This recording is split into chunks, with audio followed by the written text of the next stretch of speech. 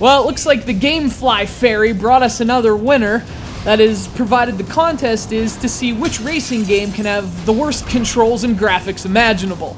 This is FlatOut, aptly named because this game is flat out awful. Released in late 2010, FlatOut is an exclusive new entry in the FlatOut Racing series, a franchise known for its emphasis on demolition and its impressive physics. This iteration at least gets the demolition right, allowing plenty of opportunities to crash into stuff. But the problem is, most of the time, you're not crashing because you want to, you're crashing because the controls are just so terrible. And about those physics, you know what? Sometimes there are no words.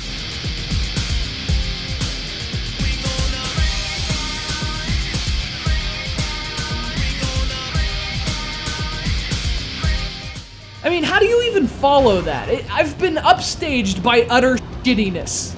So FlatOut is a racing game, at least in the academic sense. It has vehicles that are apparently in a hurry to complete a few laps. But I can't be sure whether that's because they're racing or they're just trying frantically to get this crap over with. You choose from 3 vehicles at the onset. 3.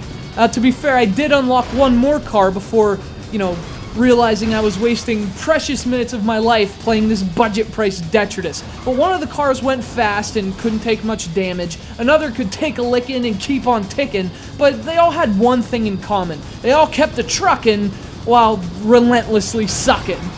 So I guess you're encouraged to, crash into competitors and your surroundings along the way, although the fact that the vehicles have health meters seems to contradict that. But for a game that contradicts everything you thought you knew about life and your own human existence, a stupid health meter is the least of its problems.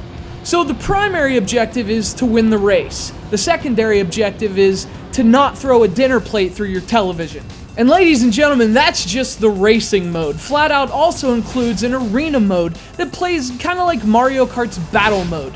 If it had broken controls, uninspired track designs, and a complete lack of anything that would even remotely resemble enjoyability. You drive around crashing into other cars, and the last car that hasn't exploded wins.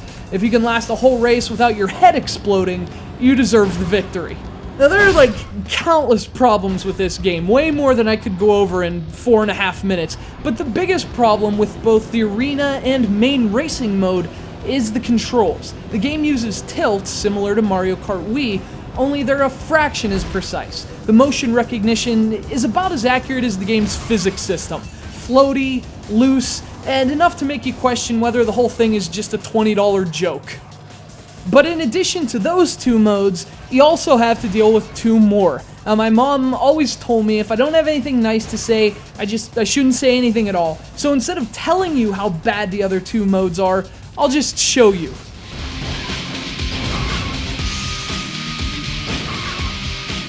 I mean, if that compels you to buy this game, may Odin have mercy upon you.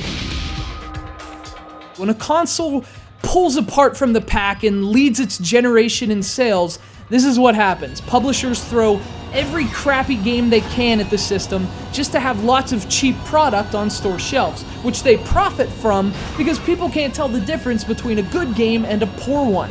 That's because those people don't watch CGRundertow, those fools. Look, don't blame the Wii for all these awful budget titles, and don't buy FlatOut. Believe me, your Wii will thank you in the end.